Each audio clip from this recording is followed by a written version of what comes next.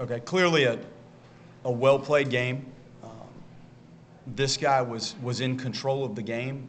When he walked out there, we could tell that he had very good stuff. I think the command of the stuff got better as he continued to pitch. I thought the fourth inning and the fifth inning, when he started to establish the changeup, was a turning point in the start for him.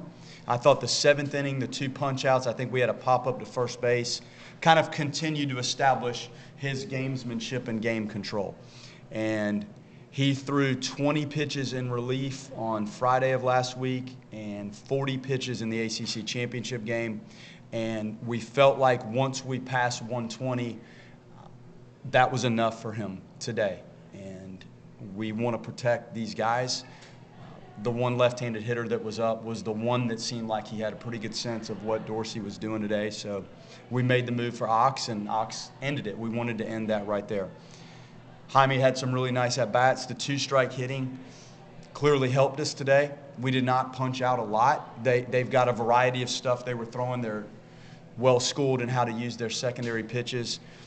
Max clearly woke this place up. You know, it started with Dorsey and then Max Williams to hit the home run in the first inning.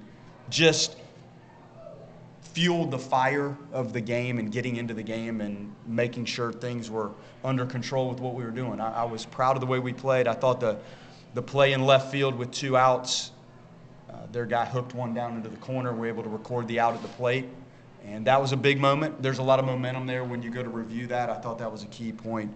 And Cantu's home run, obviously big. Well played.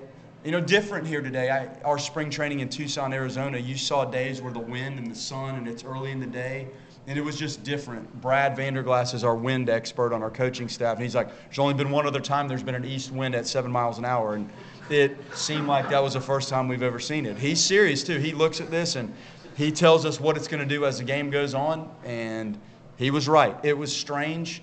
And clearly some of that affected the game today. You have to play through it, but it did impact the game. And I'm proud of the team. They needed to step in here and deliver and respond, and we had a decision to make on who to throw. And we knew this guy's tough enough to step in here and open this regional up, and he got us, obviously, way into this thing. And it was a great performance. Take questions, please. What does it say about Carson when he bounced back from a couple outings? Well, he's a tough guy, and we knew that. And it was time for him to deliver, and we've seen him deliver when we needed it before. He's pitched well against some really, really good teams and probably had his best performance of the year today. He's pitched against some tough teams and has answered for us. And we thought it lined up. We know our personnel better than we know anything about what's going on in this, and we thought this was the right maneuver to let somebody this tough and ready to go, and in some cases maybe wanted to go out there and kind of flip the script for what happened the last couple times out, and it was in his hands, and he absolutely delivered the goods. Carson, what did it mean to you? I mean, like you said, the last week you had for them to choose to throw you out there in game one, kind of give you the start and kind of set the tone for the weekend. I mean, it means a lot that they still have trust in me after a couple bad outings, but it's also good for myself to know, and I knew that I had the stuff to be able to do that. Carson, how did you flush Charlotte? That's easier said than done to just let it go. How did you put that behind you in the mindset today? Yeah, well, they say pitching's about having short-term memory, and you know your stuff's good when you go out there, and it's about executing in that moment. I think just sticking to the script of the weekend, how much does what he did today set you guys up for where you wanted to be after one game? Such a helpful response he had today. We're going into this and you're preparing. You almost have to prepare for if it doesn't go well, what's the maneuver to get things back on track.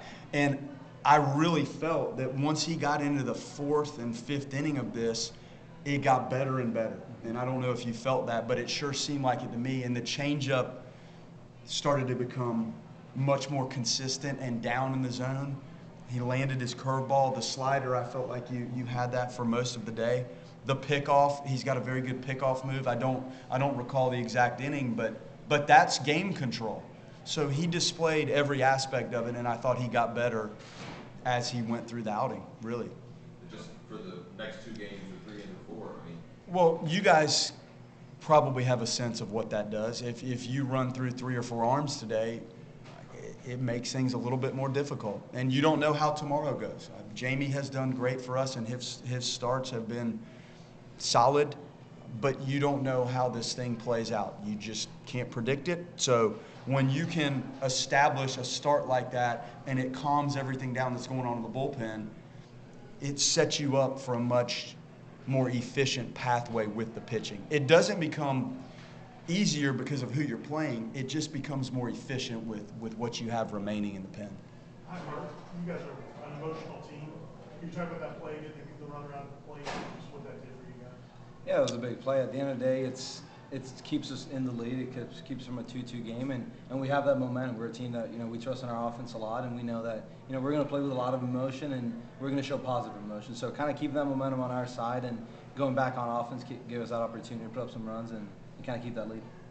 Carson, between the 7th and 8th inning, are you being left alone in the dugout? Is Link saying anything to you, or do you just want to be? I mean, they're talking to me how I feel, and I'm obviously telling them I want to go back out there. Coach, can you kind of talk through the preparation you went through this week? You guys started fast and kind of had to work on this game the whole way. So what went into that? Well, you're coming off of playing 4 games in Charlotte, and it was a difficult ending to that.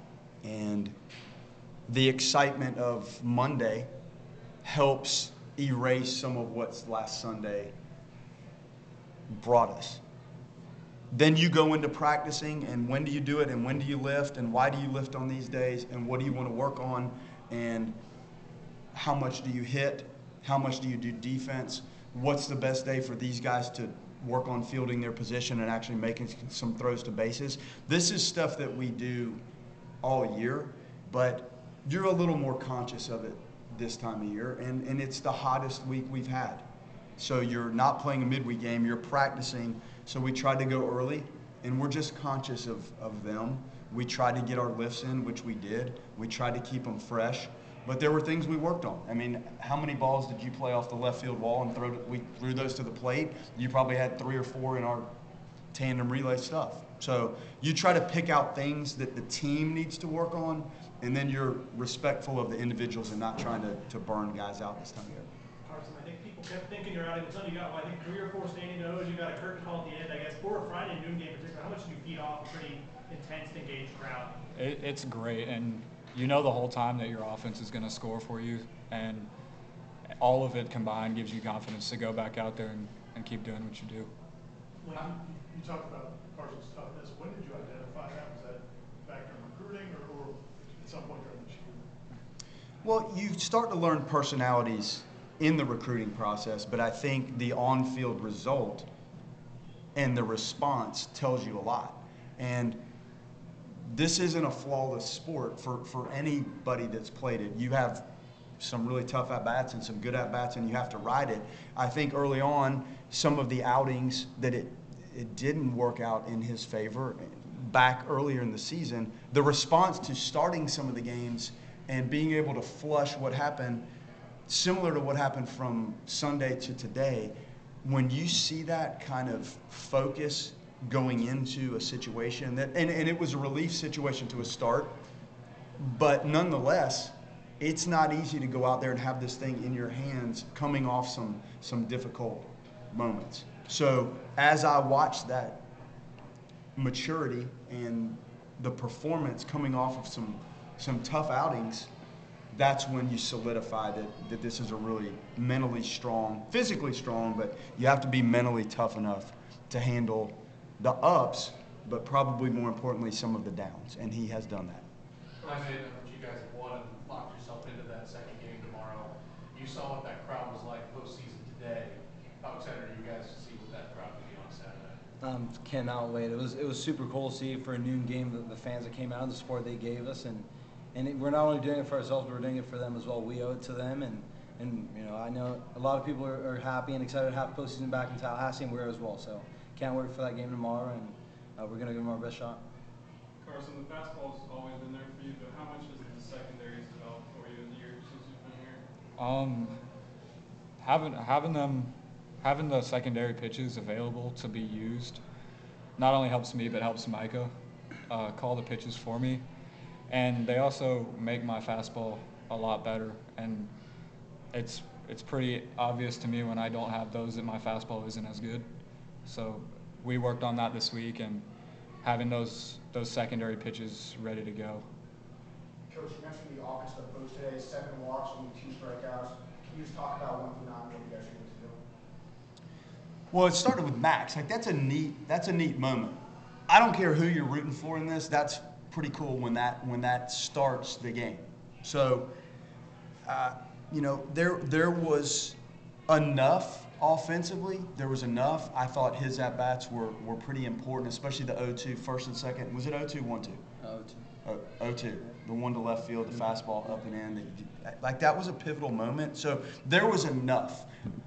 The base on balls and clearly how they pitched around Tibbs, and Marco responded with some good at bats, which created some traffic. And you would like to see us blow that thing open, but you know they're grinding and we're putting the ball in play. And we hit some balls. You lined up third, didn't you? And Ferrer smoked a ball. There were some hard hit balls with nothing to show for it. I think Lodis might have lined out. So you're really 1 or 2 swings away from maybe blowing it open. Clearly Cam wasn't really on it today, but as you look at our team and you look at the sport in general, it's hard to see 1 through 9 having like an amazing result to everything. It doesn't mean the at-bats are bad. It's just sometimes the result doesn't match the focus and the intensity and putting it in play. So I thought it was good. You're 1 swing away from maybe separating a little bit more. That didn't come, but it was enough. I think on that subject, James walked 4 times. He scored 3 runs when he walked. So that's the guys behind them taking advantage of the team pitching around him, right? And you have to be disciplined enough to be pitched around. And you could tell sometimes, even when you're getting a 3-0 breaking ball, and there's some moments where clearly they were respectful. But there's some other times when you have to lay off some tough pitches early in the count to get yourself in a position where you have a chance to walk. And he wasn't the only one that had some good at-bats. So, yes, that pressures people. The base running is a discomfort when you're on the mound and you're playing defense. So we had a lot of traffic, and I think it pressured them. So that was enough. But clearly there were times there where you felt like you're 1 really good at-bat and good swing away from blowing the game open a little bit. That they're tough. Like they have a lot of arms, they have depth, and it's not easy. Like as you watch tonight, will you be pulling for or against facing Rich tomorrow? Well, Jason Jackson's, I went at the same high school with Jason, so my daughter went to Alabama. She just actually finished, and so we've stayed at Jason's house, and there's Rich, who was with us at Notre Dame, and here. It's a toss-up. You guys go sort that out, and you just fight it out. I hope you guys play 17, 18 innings and just grind through everybody in the bullpen, and the guys get exhausted, and we'll see somebody tomorrow. So that's kind of how I feel about that. Carson, you were a freshman in high school the last time Florida State was able to win here in front of a crowd like this in playoff baseball. To be a part of this, to know that you are a part of, the next generation of Florida State baseball, what does that mean to you? I mean, it's huge to me, and it's a group effort. And getting here, and we're doing, like Jaime said, we're not only doing it for us, but we're doing it for them as well. Jaime, were you guys thinking at all about that game a couple weeks ago? Absolutely. No, absolutely. You got to have a short-term memory, but there's also stuff that you don't forget, and the feeling that you have seeing them celebrate on the field. And it was kind of our time to give him our hardest punch back, and we delivered quick. And Max kind of set the tone for the offense the entire day, and he got us going. So him and obviously Dorsey, you can't complain. We get 8 2/3 from Dorsey. So he was awesome for us. It was a team effort, and we're really happy with the result. Coach, defense is such an important part of this time of the year. A couple of really good plays, a couple of missed plays. What do you see you move out in the field? Well, the tandem was a big out, but it wasn't executed correctly. We addressed that. Tibbs is going to try to throw the guy at first base to kind of end the game. So haven't seen that one before. But Tibbs, if that's fine, just field it, and that's your call. But if it's up against the right field wall, then he's not going to be out at first base. The fly ball, the pop-up, I don't know what to say today about the pop-ups. It's when I go through my pregame talk, the sun and the wind was the 5th thing on my list. I knew it was going to be different, and you don't play many noon games. So those are factors. And that one ball, like, it was pushing everything back. Cantu had a couple tricky ones at first, but everything's blowing back. I bet the ones Cantu caught could have been foul balls if you have a normal day or the wind blowing the other way. It just hung up and blew back, and they're right-handed batters that with his fastball and the way the ball works up and away, there's a lot of activity there. So it wasn't an easy day to do some of the things defensively that you may think are easy. There was just a strange atmosphere, and visibility was a little different out there today. So it was fine. It wasn't crisp and clean the whole time, but enough. It was enough. Any more questions? Like just to be able to put that jersey back on and play a game in this stadium after what happened last year, how driven are you right now and the feeling you have right now? Well, this, to me, when you can host, that's the most important part of this. Can you deliver from day one? And I told the guys day one, like, if you want to be home at the end of the year, you're going to have to perform and execute from day one and weekend one all the way through. So that's the goal in this. It's to win the ACC regular season championships, always my goal. Whatever conference I'm in, that has always been my goal. And that drives you every game. But right there with it, and probably more importantly in this situation here at this program, is can you play well enough all year? Can you handle the midweek games? Like, to play Stetson twice in the middle of the week, those are tough games.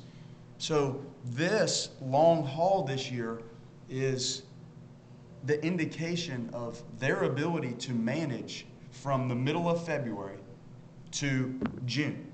And that is not easy. So the reward of this is the reflection for me that they delivered the result from day one. We were not healthy from day one.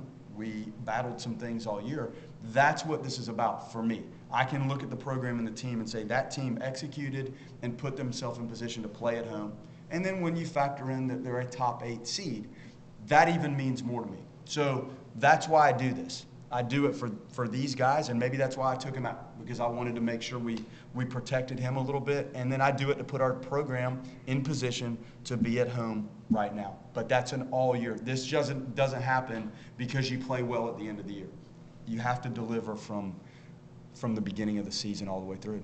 Take a last question, please. I was just going to ask, it's only one game, but what can this do for Carson? I mean, on this stage, to have a game like that. Well, I think the experience of it, he hasn't pitched in a game like this. It's a postseason game, and we had a lot of guys out there that haven't experienced what one of these games is like. When you have that opportunity to see the execution and the stuff actually get better as you go, it just shows his tenacity and his enjoyment of the competition. That's what I learned. And then to go that long, I told you he came off of 20 in relief and 40 in the ACC championship game. So it was a short week of rest for him. So the physical conditioning that he has worked so hard to battle through allows you to go out there and throw 121 pitches today. That's not easy. So if you're not checking all the boxes in your work daily, weekly, your nutrition, your arm care, your conditioning, your lifts, your bullpen session, your flat ground, your catch play, then you're not going to have it. So he absolutely checked every one of those boxes. And then you saw the toughness and the tenacity as the start got better and longer. We can take one last one up here. As a JUCO transfer, you've had a lot of patience sometimes playing in crowds of 10 to 15 at Gulf Coast, and to be here with thousands chanting your name, wanting you out for one more inning. What is that, that dream fuel of being a little kid and dreaming about these moments? Yeah, at the end of the day, when you're up there pitching and you have the crowd behind you, it gives you all the energy in the world to want to keep pushing and want to execute your stuff to the highest capacity. And there's no difference in the actual pitching, but there's a huge difference in the energy behind you, and I love it. Thanks, everybody. Thanks, guys.